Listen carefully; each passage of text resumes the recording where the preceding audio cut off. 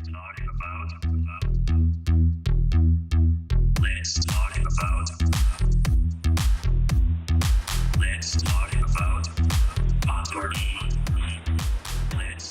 kiln opening time once again, so I will try to keep it short for once. I took some of these shelves off already because the kiln was so hot.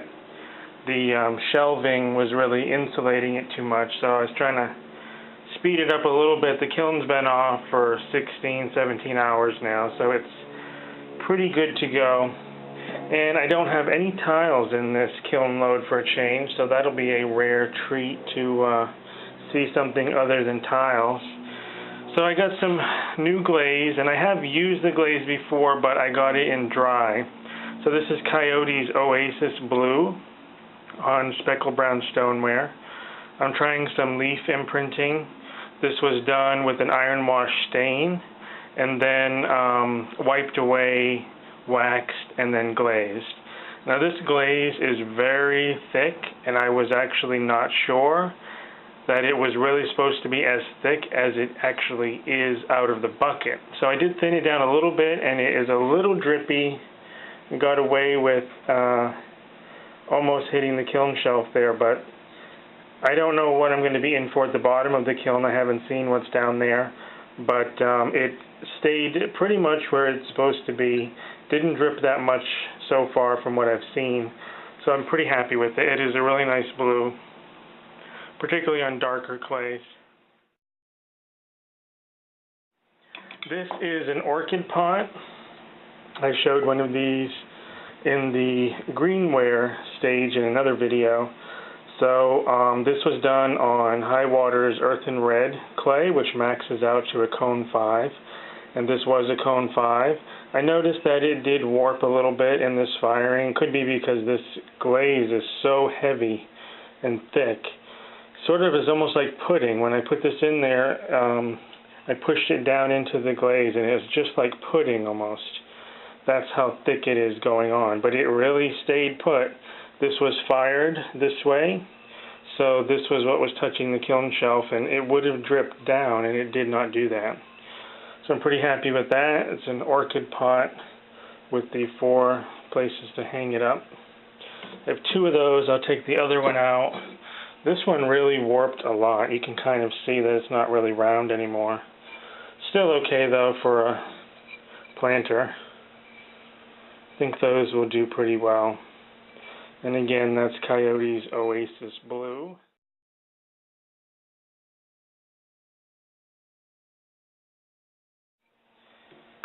That's just a little saucer that will be for one of the mugs, probably on the bottom shelf.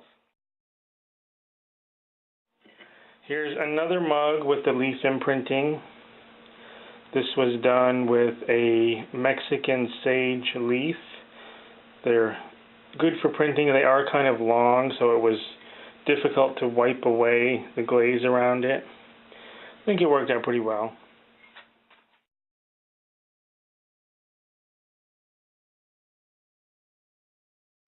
This is just a little textured dish. I had a bunch of these in, I think it might have been the last video or 2 videos ago. This is the dark brown stoneware by Standard Ceramic. I think I might have put opal on this. It was either opal or ice blue. Either way, they kind of look pretty similar, but I don't know that I'm crazy about this one. Would still be a nice little soap dish or something. This was intended to be a bird bath insert for something that I'm doing. Might not use it because I got a big pool of glaze there and it doesn't really look so good. This is Crazed copper on Riverside grit, which I don't think I really like that look too much with that clay. Still works out okay. It's a very groggy clay. Kind of have a lot of it to use, and it's probably better for hand building than it is for wheel work. And here's the witness cone showing cone 5 right here. Looks like it was a pretty good cone 5 at the top. Here are some slip-casted budhas. This is done with Laguna's Antique White slip, and it's a cone 5, maxes out at cone 5. This is the Crazed copper again, and I did a black underglaze wash, which helped to bring out some of the details. So I really like the look of this. I think I'm probably going to do them this way. It really helps to get the detail of these pieces because most of the glazes will just cover it up. I've had a hard time finding the right glaze for this this type of white slip.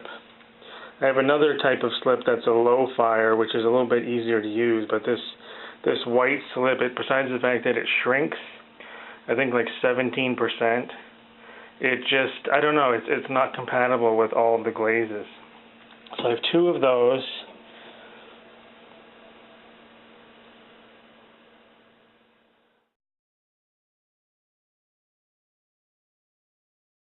And there's a couple of smaller ones where I did not do the wash underneath.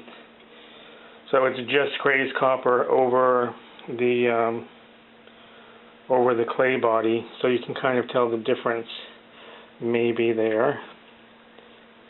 I'm liking this black wash, which does stay put also under the Crazed copper, which was something I tested for.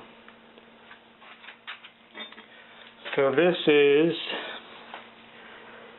it is Oasis again, but this has 1 coat of red gold underneath it with Oasis on top of it. So if the camera's picking that up a little bit, it's more of a mottled look. Let me get the other one to compare.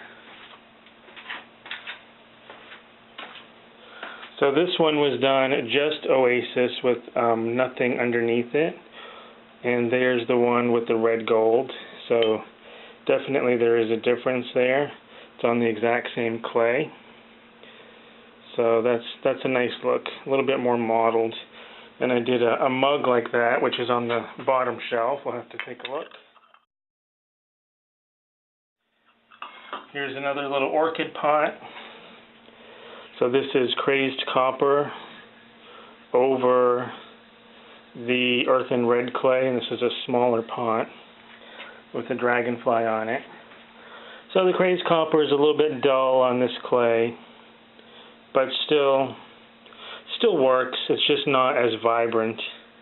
So the Crazed copper is something I got in a dry glaze too now.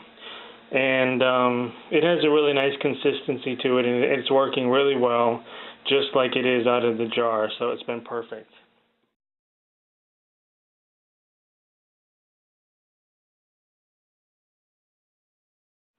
Okay, so here we are at the bottom level. A lot more blue mugs in here. Hopefully it won't be too boring, but more leaf imprinting. That's the same Mexican sage again. Not too bad. This glaze, if you do wipe it away too much, you get kind of like a green edge, which is okay, but I was just really afraid of how much dripping this glaze would do, and it performed pretty well.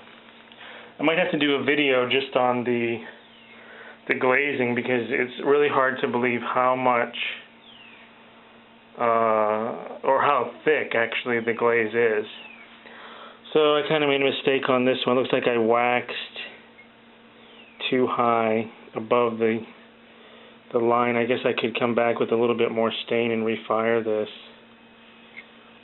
Looks a bit weird, I guess. Looks like I didn't stain all the way up to the line of the glaze. It's just imprinted with a lot of shells and shark tooth.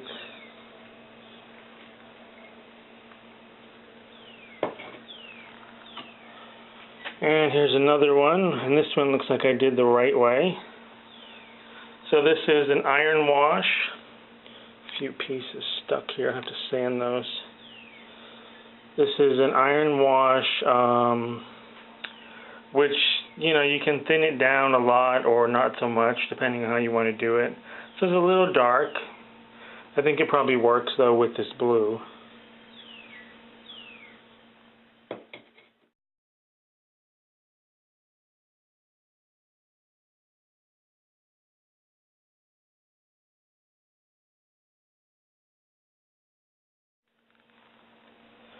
So here is the piece that has red gold underneath the Oasis, and I think that looks really, really good. That's definitely something I'll be doing. So a lot of pinholing I'm noticing there. It's not deep pinholes. It may just be really superficial. I'll have to take a look. But I like the look of that, so I'll have to figure out what it is about that. Maybe the glaze pooled down there too much. Really ran really nice though.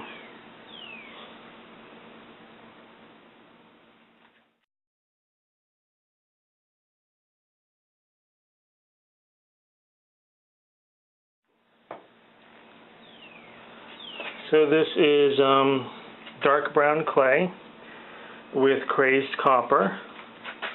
And the crazed copper really doesn't seem to craze. It doesn't do it out of the bottle either.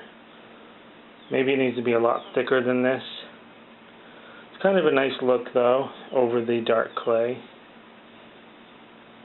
Probably 2 coats is going to be better. I did 2 coats to there. I have notes on all this, but I remember doing 2 coats just on the rim to see the difference, and you can definitely tell that there's 2 coats there.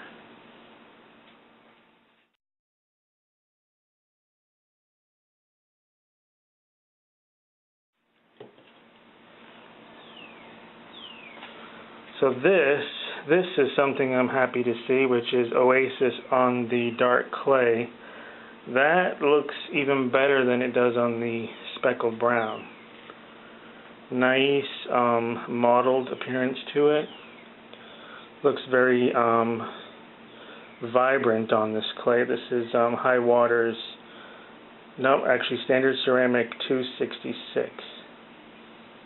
That looks good. Might actually be better than doing the red gold underneath. I'm going to get all that pitting there.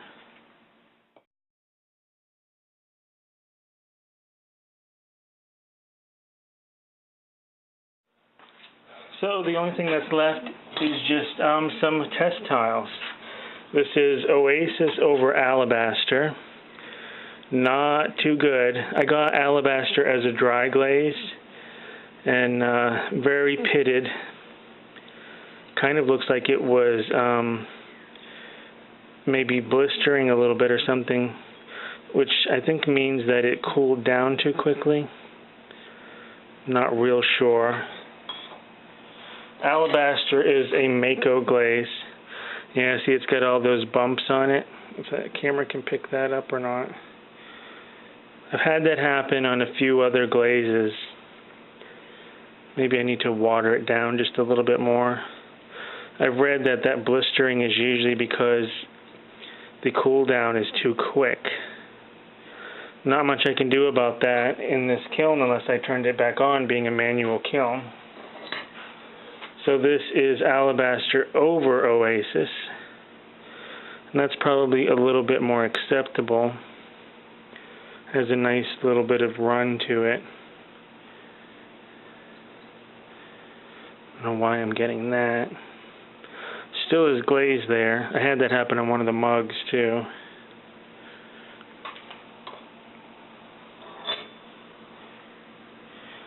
And that's just a test just for the Oasis, just to have a sample on hand.